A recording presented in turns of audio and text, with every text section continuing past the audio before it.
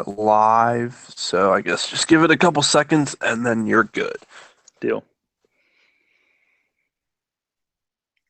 Hello, everyone, and welcome back to the Shoot Your Shot podcast, where we're talking all things college basketball. I'm joined again by Aldo. Aldo, how's it going? John, this week I promised the people we're improving week to week, but this week we're gonna get some W's and some free money for everybody. Spoken like a true degenerate. This is the week, right? This is the week. It is, it is. You know, I went over on the first week, got one last week. We're gonna go 2-1, 3-0 this week. I can feel it.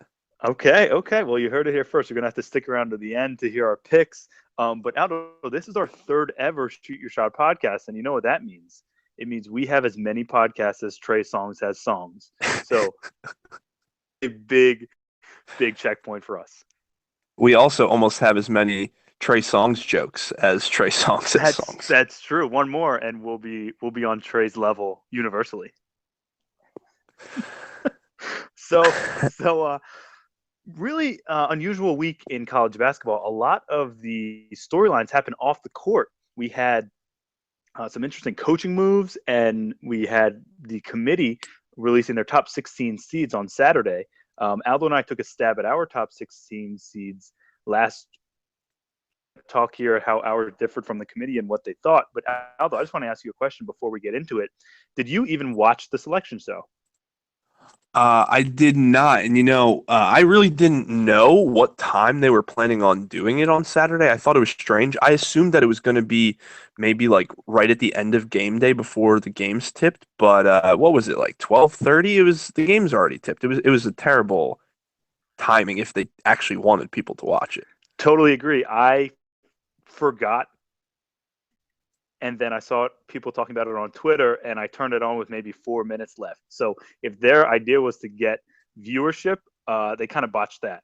So I mean, that's kind of the take on how it was displayed. But some interesting news came out of the committee. They selected their top 16, and you and I kind of went lights out for the top 8 or 9. We were pretty on the money. But those last, 3 and 4 seeds stood up a little bit. 2 teams in particular, I think we should talk about. First of all, being Butler, who the committee selected as the first 4 seed, so 13 overall. What do you think about that? Yeah, it was a little surprising. I mean, they did a lot of work in the out of conference. They have a lot of good wins. I want to say like 8 or 9 top 50 wins. But they also have a lot of bad losses. They have like Indiana State, Providence, Georgetown, St. John's. So it was definitely interesting. I get why they put them in with all the wins, but usually when you lose that many games to bad competition like that, that would drop you. But it's interesting. What did you think about them? I kind of thought the same thing. I mean, I looked over their resume after I saw that they were selected in, and as you read down their resume, you are just saying "wow" the whole time. I mean, Arizona, Utah, Cincinnati, Indiana. Before the new year, and then you look at what happened, and you're like, yeah, you start piling up these odd losses: St. John's, Providence, Georgetown, Indiana State. So really, it straddles the fence with really good wins and really bad losses. And I guess the committee valued those wins a lot more than they were hurting them for the losses. So interesting there. Good for the Big East to get to get another team in on the top 4 lines. But coincidentally, Butler knocked out Wisconsin and the Big Ten entirely. Yeah, not good news for the Big Ten, especially some of these other schools, even besides Wisconsin and Purdue. Honestly, I don't think the Big Ten is very good in general. So I actually flirted with leaving Wisconsin out, but it was like I said last week. It's so hard when you see these teams. Like, do you want to see Wisconsin in March? Like, no, they're really good, but the Big East, or sorry, not the Big East, the Big Ten in general is honestly probably I don't know, the worst Power Six conference in my opinion. I mean, they have a lot of average teams, but it's not there for me. I pulled up so that right now, if the tournament started today, they would most likely get 7 teams in the field, and so Joey Brackets has Wisconsin and Purdue as a 5, Maryland as a 6, Northwestern and Minnesota as a 7, and Michigan State and Michigan as 10s.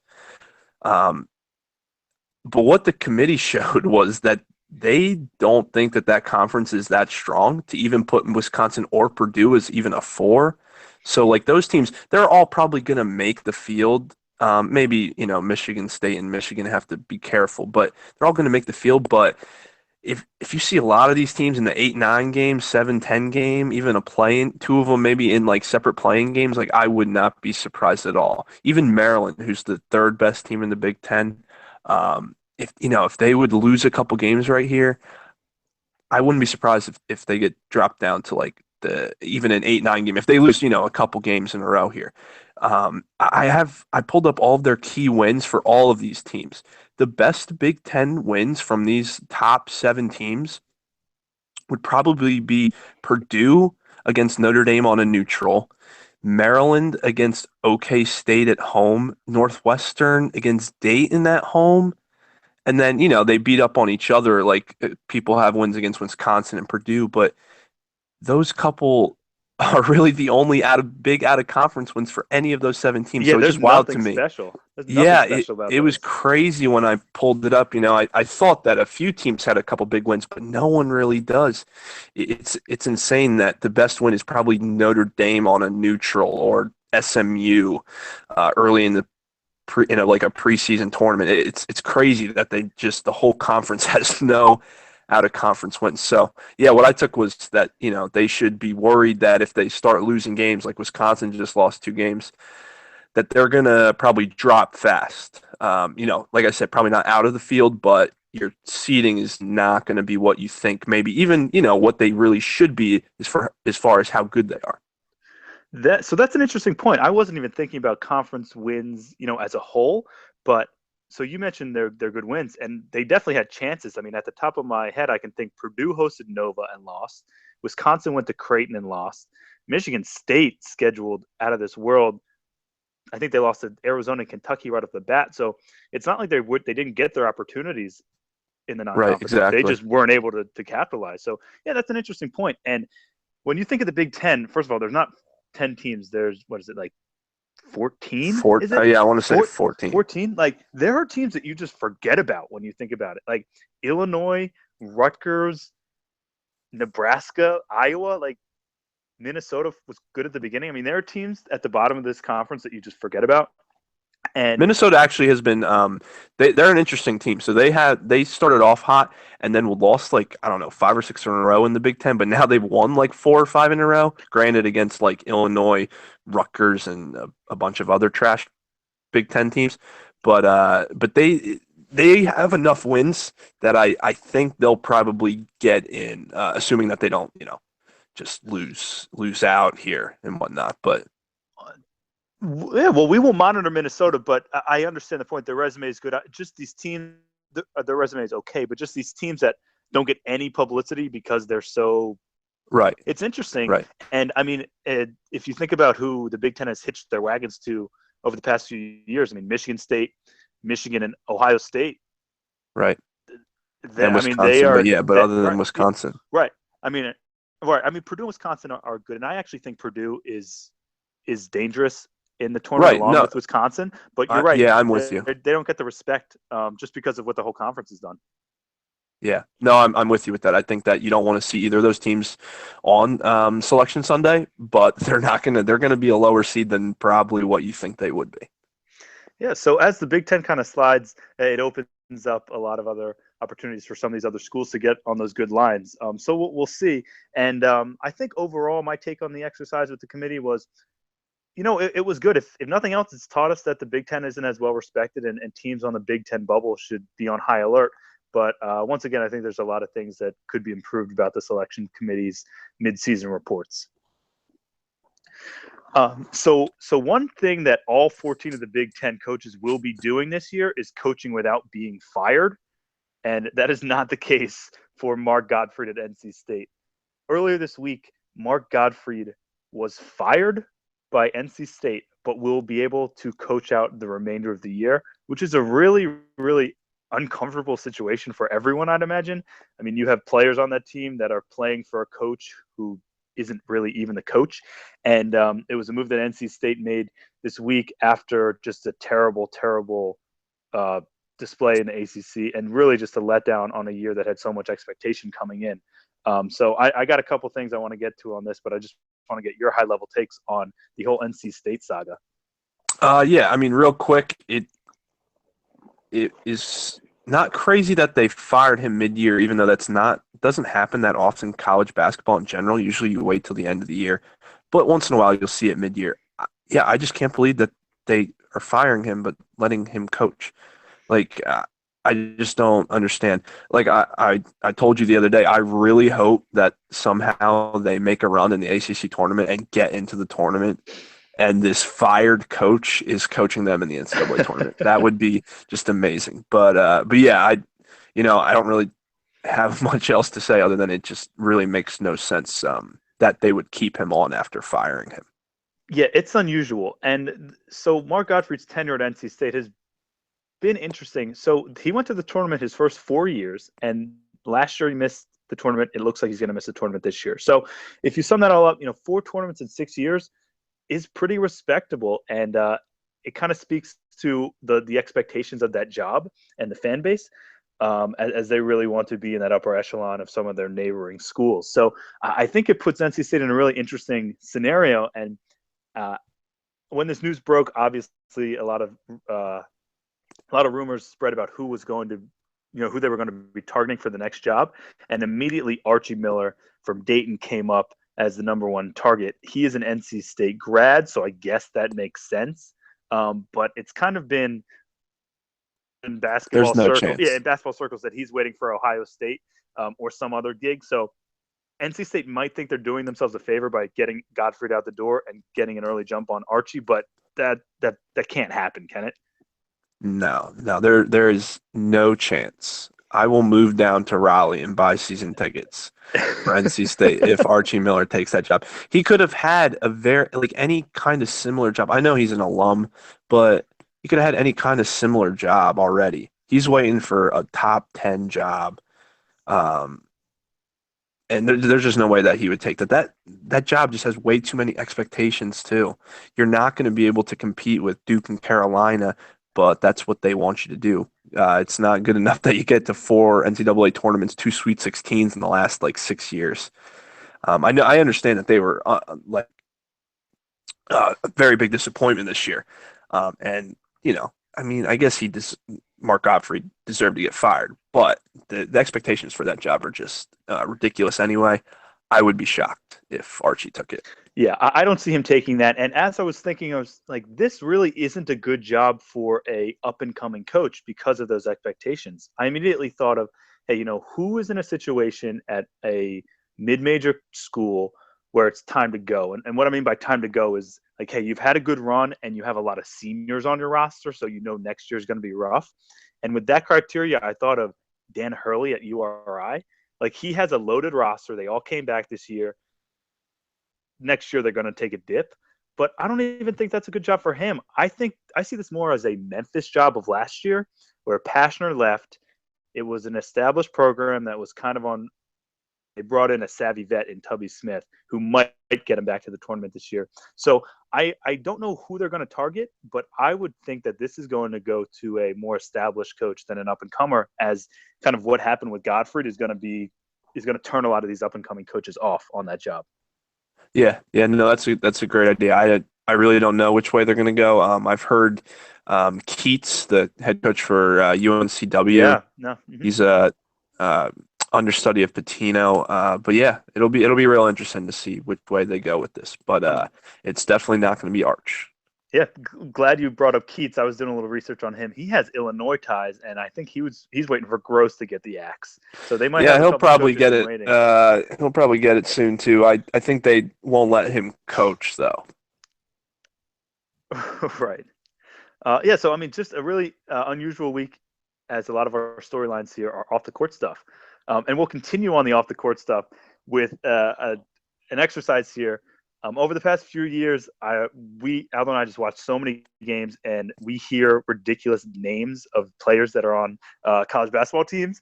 So for the first time, we're going to try to make a all-name team, first and second team. We've done over this years, we've narrowed down some of the wildest names to 25, and we want some input from all of our listeners to help us vote on who's going to be the first and second all name team. So after this pod, we'll be posting out those names on our Twitter account. Remember, shoot your shot, PC. And we want to get some votes, and we'll come back next week with our all name team. So I got 25 names here that I want to read off. I'll do it quick, but these are just comical names in alphabetical order. And these are all real people. They're all real people, and the rule I used was you got to play, and I used your KenPom name as I just needed a baseline. So if you are in KenPom's system and you play, you're qualified. And just listen to these. These are all real people. First, alphabetically, Admiral Schofield from Tennessee. That sounds like something I'd read out of a history book. Bonzie Colson of Notre Dame. Bonzie, just a killer first name. Braylon Racin from Central Michigan. There's a lot of Y's, there's a lot of O's, there's a lot of N's, a lot of repetition in that name. Idris Adebayo from Kentucky. You might know him better as Bam, but I actually think Idris is a better name for this list. Yeah, he should have kept Idris. Yeah, Idris is a great name. I mean, Bam kind of suits him, but Idris is pretty slick. Giddy Potts from MTSU. Giddy up. Giddy Potts, giddy up. You'll remember him as a hero from last year's team, so he's back. Jamoni McNeese from Oklahoma. That's really his name, Jamoni McNeese, and it's not spelled Money. There's some intricacies there to Jamoni McNeese. Jazz Johnson from Portland. That's just a classic name. Jalen Hornbeak from Monmouth. There's a lot going on here. He's got an apostrophe in the middle of his first name. Hornbeak, got a lot of animal references there. That's wild. One of my favorites, Lexus Williams from Valpo. That is just the suavest, coolest name. Like if you were in Vegas and you wanted to be, your alter ego, your fake name for the night, Lexus Williams would be the selection. Also, if you're in Vegas and you want to be a stripper, Lexus Williams is a pretty good name. So that's pretty versatile. Moving on, Lionheart Leslie from CS Fullerton. For automatic first team. Yeah, There's no way that Lionheart. I saw this too a couple weeks ago, and I could not believe that this was actually this kid's name. Yeah, the dude's name is Lionheart Leslie, and that's not a nickname. That's his real name. So, I mean, that screams all name team. Mo Ali Cox from VCU. He's a college basketball classic. Great name. Moses Kingsley from Arkansas. Kind of mix of biblical and historical greatness there. OG Anunoby from Indiana. His name is the letters OG, and that OG gets thrown around a lot. Who would have thought that someone's actually named that 20-some years ago? Pookie Powell from LaSalle. That's just funny. Pookie Powell. Next, Quindary Weatherspoon from Mississippi State. When you read Quindary Weatherspoon, you imagine this guy with a big judge's wig sailing a ship in the 1700s in England, but he's actually a Mississippi State SEC stud. Ridge Shipley from Cal Poly. That's just two goofy words making a name there. Seventh Woods from North Carolina. He's got a lot of publicity. Sixth. Not sixth, right. Seventh, not eighth, seventh Woods. Sindarius Thornwell from South Carolina. That's just a favorite. No, it's a great name. If anybody goes into a Starbucks, definitely use the name Sindarius. And have them spell it. I would love to hear what spellings you get for that. That's killer. Sir Washington from Eastern Washington. I really couldn't believe that this name and combination existed. The dude's name is Sir Washington. He plays for Eastern Washington. Too many things to play there. Stone Gettings from Columbia. I'm sure there's something with like throwing up bricks here, so there's some basketball pun I'm missing. Sunjay Lumpkin from Northwestern. The captain of the all-name team. I mean, Lumpkin in itself is going to get you a vote, but yeah, Sunjay Lumpkin is definitely in the running for the best. And he can play. He's good. That's true. Taco Fall from UCF. Not spelled like Taco Bell, but still pretty good. And this guy's 7'6", so if he falls, it is amazing and terrifying. Tukey Brown, a lot like Pookie Powell, but Tukey Brown from Georgia Southern. Use your last name, use your imagination there. Troyce Manasseh from Savannah State. I just can't even believe that one. And the final name on the list, Wes Van Beck from Houston. That sounds like a James Bond villain. So we got 25 really, really goofy names there. We're going to tweet them out. on our Twitter account, and we'll consolidate and let you know who the first and second all-name team players are next year. So a cool exercise, and most of these guys will be back next year, so we'll see what happens there.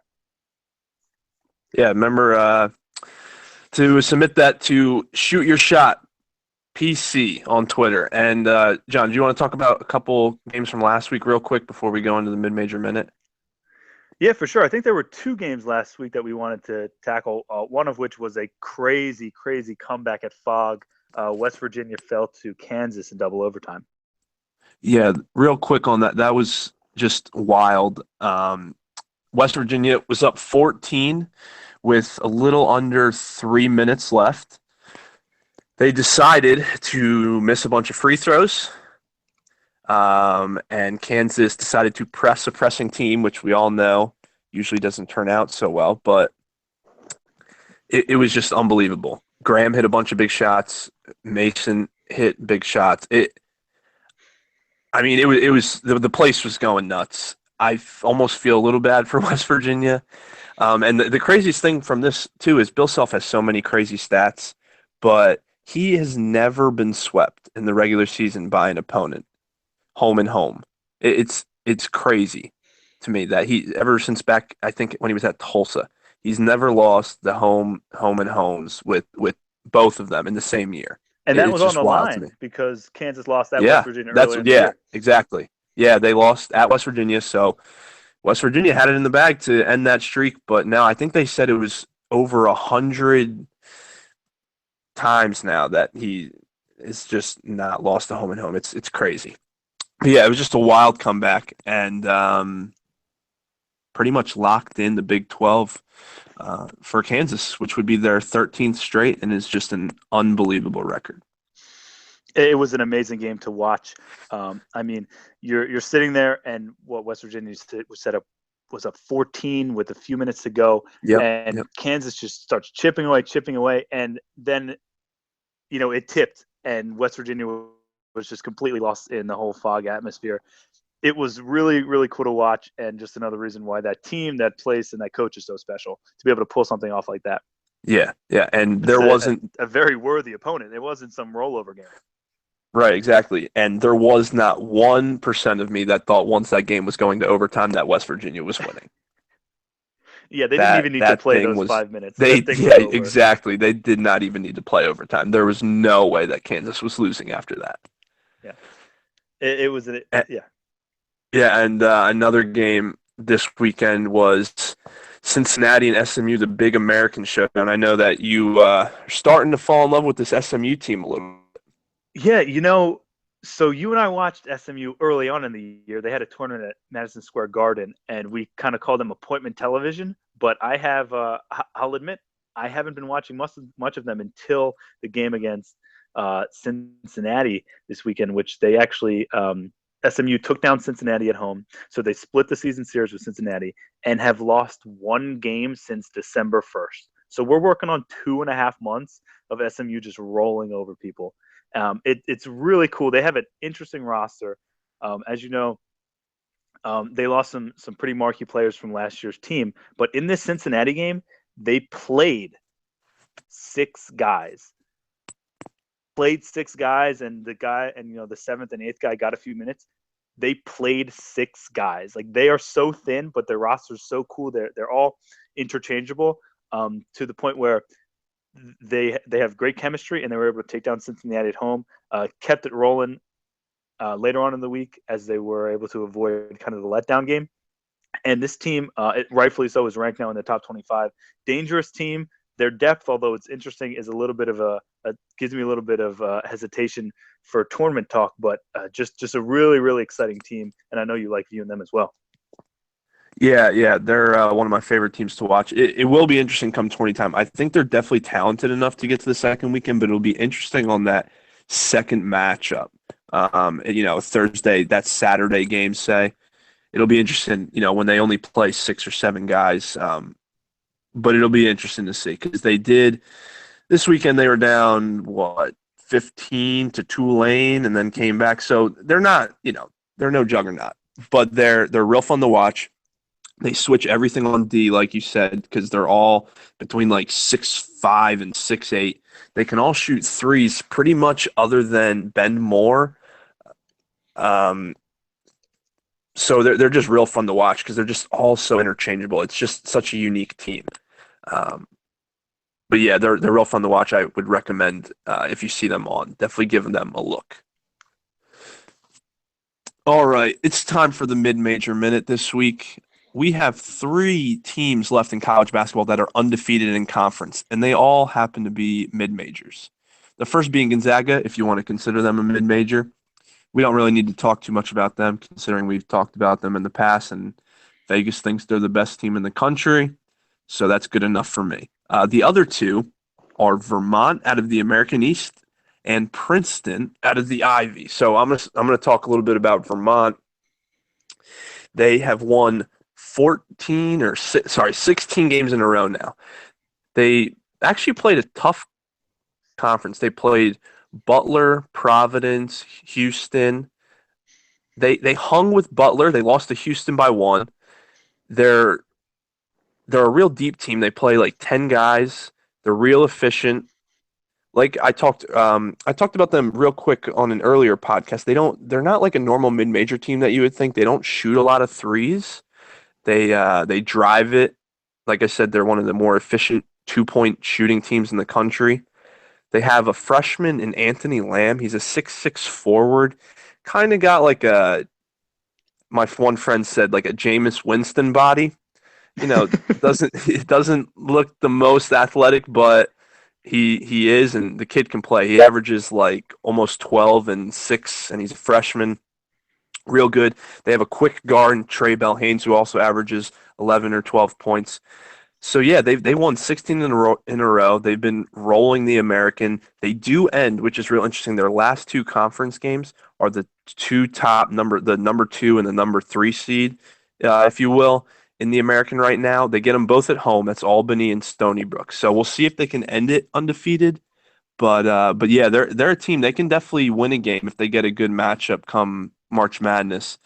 Like I said, they hung with Butler for most of the game, and they lost to Houston by one, so they can play with some people.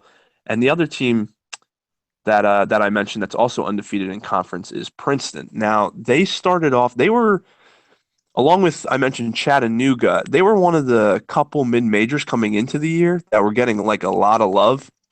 They were very highly rated in KenPom, and even after they took a couple early losses, they were still just rated very high by the computers, and even Vegas was giving them strange lines sometimes. But they started slow. Then they actually lost their best player from last year, Henry Caruso. But now they won 11 in a row. They shoot a lot of threes. They make a decent amount of threes, like 37.5%. I think that's 72nd, I believe, in KenPom, and they shoot like the 11th most threes in the country. So you don't really want to match up with them come March. But I know you went and you saw them last week, right, John? That's right. So Princeton came up and played Penn. So I went to go check that game out as I wanted to see what all the Princeton hype was about. And you're right, there was a lot early on in the year. They kind of tailed off, but they're rolling right now. Two takeaways, you hit it. I mean, all their guys can shoot. They like shooting threes. Spencer Wise, I'm not entirely sure how to pronounce his last name, but he went 6 of 10 from deep in a game against Penn, and they looked really good. You think Princeton? You think backdoor cuts? There weren't that many backdoor cuts in this game, so I don't know what kind of tweaks they're making to that Princeton offense, but it's working and they are rolling right now. So we'll see how the Ivy League tournament shakes up, as that's happening for the first time this year. But Princeton is on their way to get the 1 seed and maybe able to get into the tournament, where the Ivy has actually performed pretty well in those first round games for the last. So teams left in conference play, but there's one that I wanted to talk who's taken a couple of losses in conference, which is Richmond. So the A10 is really kind of a mess right now. You have VCU and Dayton business, but after that, Richmond is in third place in the A10 right now. They don't have the out of conference record to get in that large bid. It's really underwhelming. They took a handful of losses, but one thing I just wanted to talk about this team is their TJ Klein. He's 6'9", 230, kind of lanky guy, but he is just a fundamentally sound basketball player. He can do it all. They run their offense through him. And he's really impressive. They've taken 2 trips up to Philly, and I went to go see him play. He teased me with a triple-double against St. Joe's. I think he came up 1 assist short, but he's really that good. He can do it all. He scores with so much ease and is actually comfortable shooting from downtown. He shoots 34%. So not out of this world, but is really a matchup nightmare. And Chris Mooney, the coach, has really let him run the offense through him, and he has a lot of supporting players. So they actually have a really big game coming up in just a few minutes as we're recording this, home against VCU. But down the stretch, they have some winnable games and should be able to lock in that 3 seed for the A10 tournament. And, in the A10 this year, it's not like it's wide open because they have some good teams at the top. But if things go right and you see Richmond in the tournament, you should be afraid because they have a really, really effective offense. And they have one of the most versatile players in TJ Klein. So if you get an opportunity to watch Richmond, please do, and just enjoy TJ's last few games here. Yeah, no, that's a good point. Richmond definitely could scare some teams if they do get in, but that A10 tournament, that might be one of my favorite tournaments this year. It just seems like it's so wide open. I know, like you said, Dayton, VCU, they're both very good, but if they both lose, like neither one of them are just running through the A10. Like it's no guarantee that they win like 4 games in a row. The Bonnies are good. Richmond's good.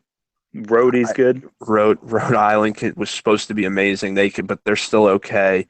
It's really a real interesting conference. So that's going to be one of my favorites, and it'll be interesting to see if Richmond can make a run. But there's some big games this weekend. First one we wanted to talk about was Virginia at UNC. What do you think about that? So this is a really fascinating game. I'm a big Virginia fan. I love what Tony Bennett's doing, but over the last couple games, his team has not only lost but blown some leads, which is very un-Virginia like. So they're going in. They're lost 3 of their last 4. And they're going into North Carolina this Saturday. North Carolina is a juggernaut and will continue. Is in first place in the ACC now.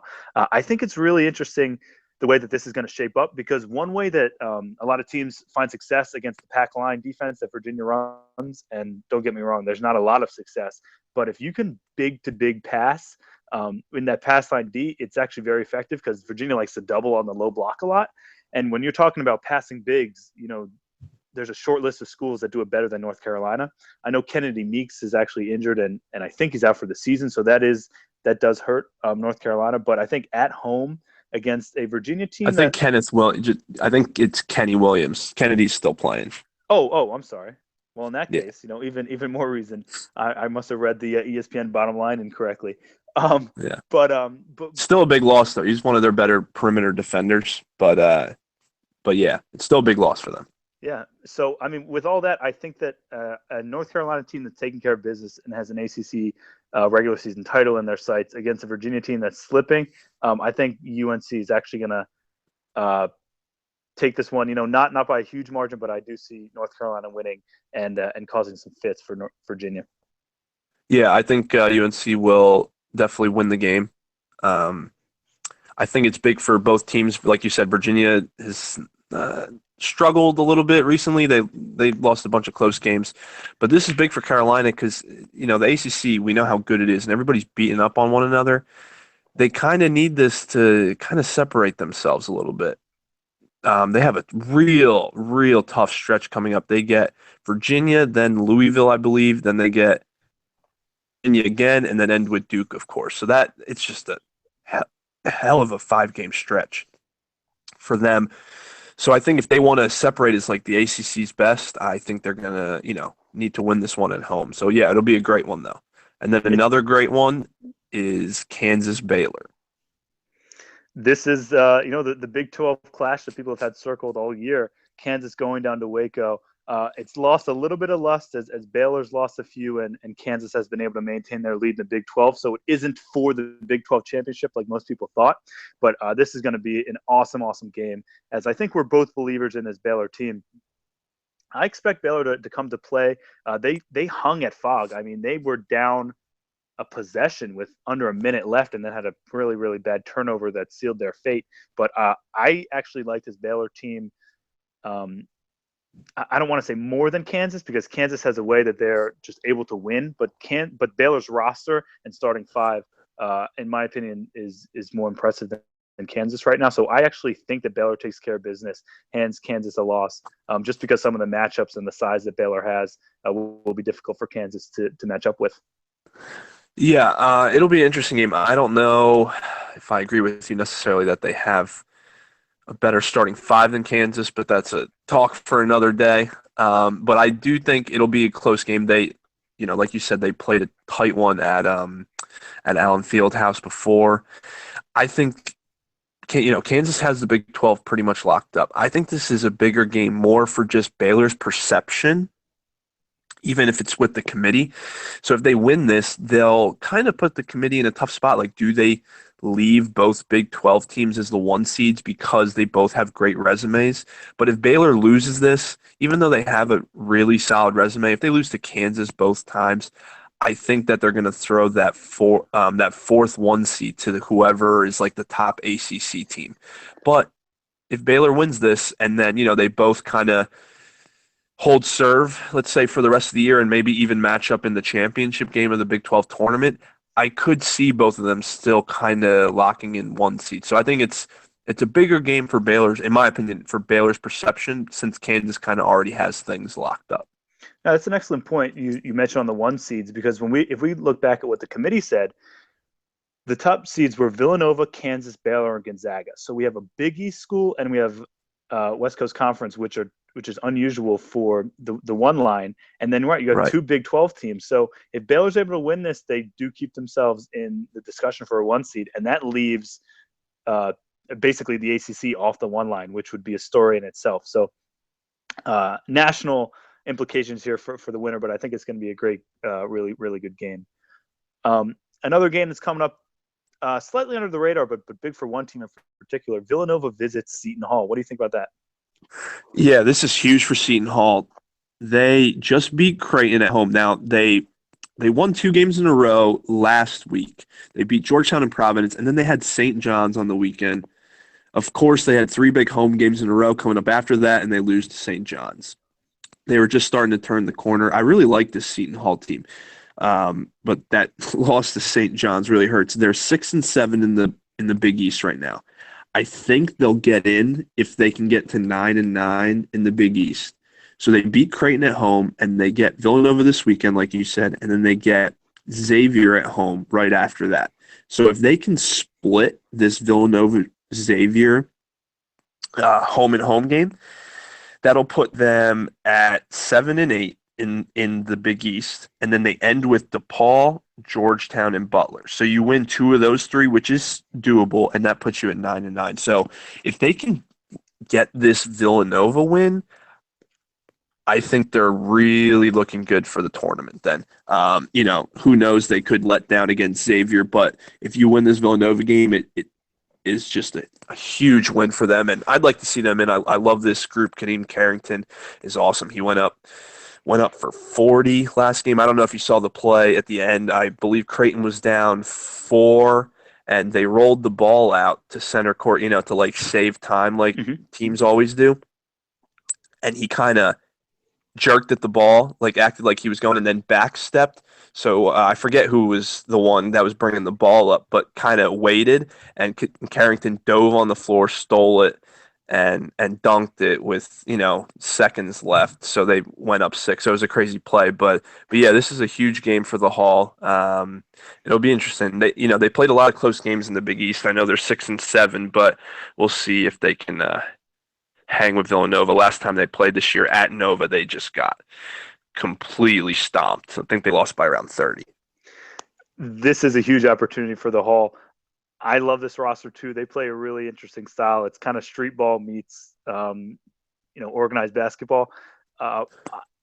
Carrington is awesome. They have really good wings. I'll be looking at Angel Delgado to see if he can get another double, as he is just a machine and really eats the glass. So Villanova has proved itself in being able to handle bigs, specifically with that road one at Purdue. But he's another beast and in conference foe. So that's a really big game for Seton Hall as they try to get off the bubble essentially and get one of these marquee wins in February. And the last game we wanted to talk about, I know you're the huge West Coast guy, USC at UCLA. I'm always into it. UCLA is fun to watch, and I actually think USC is a little underrated, but what do you think? Yeah, this is a monster game. So I would agree. USC is pretty underrated. They started out the year 14-0, jumped up into some of the national polls, and since then has been 8-5 in the Pac-12, which is solid. But when you look at the teams they've lost to all the good teams. Their one big Pac-12 win is home against UCLA. So this is a kind of redemption game for UCLA to see if they can split with USC. UCLA has had a hell of a week. Some crazy shots by Lonzo taking down Oregon, but so they're safe and they have the national pedigree. But this is a big opportunity for USC to really get another marquee win going into the Pac-12 tournament. This USC team is actually really, really fun to watch. They have a lot of talent, as Andy Anfeld, the old Dunk City coach, has really started to get things rolling here at USC. They match up with UCLA pretty well. They have some versatile bigs that can give Leaf and company down low some issues. So a big one for USC here. And just if you're not on the USC bandwagon yet, start to think about it because they only have one senior on this entire roster. So all of these guys, unless they decide to go pro or transfer, which seems to be an issue for USC, they're all going to be back and they're all going to be a threat. So this is a really big game for them. I don't know if they'll be able to pull it off and get the UCLA sweep, but it would go a long way if they're able to get another top 10 win like that. Yeah, USC is a real interesting team. I don't really know what to make of them, especially come 2020 time. They're going to make the tournament. They made it last year and lost at the buzzer to Providence. So I think they're, I want to say a little underrated. I don't know if they'll make it to the second weekend, but I think that they can definitely win a game in the tournament. So it'll be interesting to see if they can knock off UCLA twice. I know they just got Benny Boatwright back maybe a week or so ago. So it'll be interesting to see once they get him integrated back into the team to see, if they can keep it going when they started off 14-0 for the year. So, John, like I said earlier, it's been a rough start for me, but I'm going to make it up to the people this week. But since what are you for the year? Are you 3-2 for the year? I want to say 3-2 for the year. That's above 50% for That's making money in my book. So, so who do you like this week? So, the lines came out, and I got that weird feeling that you never feel great about. I looked at every one of these games and thought, oh my God, I love all these games. I had a list of maybe 8 or 9 games that I felt comfortable taking, and that scared me a little bit. So I whittled it down to the really, really good ones. So I have 4 for you here. I like St. Joe's +7 against LaSalle. Big 5 matchup, super close the first time they played. I expect it to be close, so I'm taking the points there. I like Arizona -10.5 against Washington. I have watched so much Washington this year, trying to get my Markelle Fultz fill before he leaves, and I do not think they're keeping that one competitive with Arizona. So I'm laying the 10.5 at Arizona for Arizona. As I just spoke about, USC has a big one against UCLA. They're getting 11, so I'll take those points. And then just to continue to go against the absolute disaster that is the Wolfpack, I'm taking Notre Dame -5.5 against NC State. So those are my 4 picks. If history's taught you anything, you'll go above 500 if you follow those. Yeah. I might tail you on those, but we'll see. I'm starting to, the public doesn't know that I hit a couple wins, but just, the ones I gave out on the podcast haven't lived up to what I've said. So, but this is the week. So actually I got 2 of my 3. So I have 3 games. 2 of them teams that we talked about today. So my first one is UNC at home against Virginia. They're laying 3.5. I will take that. That The gets my second stamp of game, approval as well. That was on my list. yep, that I think that I think it'll be a good game, but I think that they'll end up winning by more than 4 or 5. I have SMU at Houston -2.5. Ooh. I just love this. I know you like that Houston team. Ooh. I don't think they're as good as you think they are, but we'll see. Well, we will I find just out. like Yeah, let me I know just if you like want to this go SMU. juiceless there. All right, like I said, kids, juiceless bets are the best bets. And then my final one is a team I'm going against the team I talked about last week, Furman. So I'm going UNC Greensboro at Furman, getting 7. So I want to take the 7. I know Furman's my squad, and I think I think they'll probably win the game, but they're due for a loss now. And UNC Greensboro's a pretty solid team, so I think that they'll keep this one close. So those are my 3, and yeah. So John, what is your let it fly for the week? You know what, Aldo? I'm gonna have to kick it back to you. You got to edit this out. I have no idea what my let it fly is gonna be. Sorry. That is unbelievable. Okay, hang on. So we can do it. You can okay. You can kick it to me. I tell you that I'm unprepared. You can chew me out. Say your thing, and then I'll come up with one. Okay. All right. Wait. What? So do the same transition of Okay. let it fly. Kick it over to me. I will say I'm unprepared. You can chew me out, and then say yours, and then I'll say mine, which I still don't know. Wait, what it is why? yet. Oh, then I'll just wait. It's fine. Oh, I'll okay. just wait. It's All cool. right. I got nothing.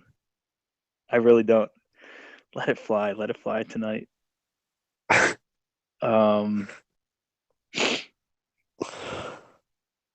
Shit. Watch a show, a movie, eat a good sandwich, or Oh, I've had a good sandwich. you could talk about your blowing up performance yesterday. I don't want to curse that. Okay, I got one.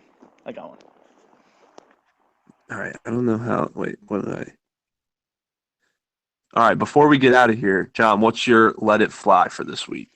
Time to let it fly. So I'm going to let it fly to TV reruns, particularly How I Met Your Mother. I was up late one of these nights watching a Mountain West game that ended around 1 o'clock, and I was about to go to bed, and I looked on the TV guide, and one of the best How I Met Your Mother episodes came on, which was Mary the Paralegal. So I ended up staying. Great episode. Episode. So I watched that until 2:30 in the morning to get my fix of How I Met Your Mother reruns. It's a great episode. Not as good as the Atlantic City one with Hababu She. Of course not. Or whatever that great game is. But so my let it fly for the week is I got a big soccer tournament tomorrow. I'm playing the role of Jackie Moon on my team La Familia. So I just want everyone to know that I hope I make Jackie Moon proud. I'm player, GM, coach, captain, self-appointed captain. And I just, I haven't played in a while, but I think that I've watched semi-pro. I told my team to watch semi-pro because that's what we want to be as a team. We want to be remembered. Whether we win the whole thing or we start a brawl, I just want our team to be remembered. So 2 questions for you there, Jackie. Yeah. Who does everybody love, and who on your team did you acquire for a washing machine? It's funny. I told our guys that everybody better love everybody because that's just the way to live life. And Jackie Moon knows what he's saying. And I actually told my cousin Antonio, I'll give him another quick shout out. So he's a little out of shape. And I told him I'm going to reevaluate him after the first game, and I will trade him for a washing machine. So he better come to play. I'm just messing around, but he needs to come to play, and I hope we all come to play and we can bring this championship home. All right, everybody, that's it for this week on the Shoot Your Shot podcast. As always, just remember to shoot your shot, whether you're 0 for 17 from the field, whether you got a hot girl in your class and you want to talk to her, or you just want to be like that kid on Twitter that asked this hot tennis player out on a date. Look at what it did for him. Always shoot your shot. All right. Good stuff. All right. Good stuff. Thanks for saving me on that Kennedy Meeks thing, dude. I had no idea. I thought for real Yeah. Kennedy Meeks went down. Yeah, it was Kenny Williams. Yeah. Oh man. Oh, dude, Virginia. Dude, I think Virginia's gonna get smashed. Yeah, I don't think that they're gonna win.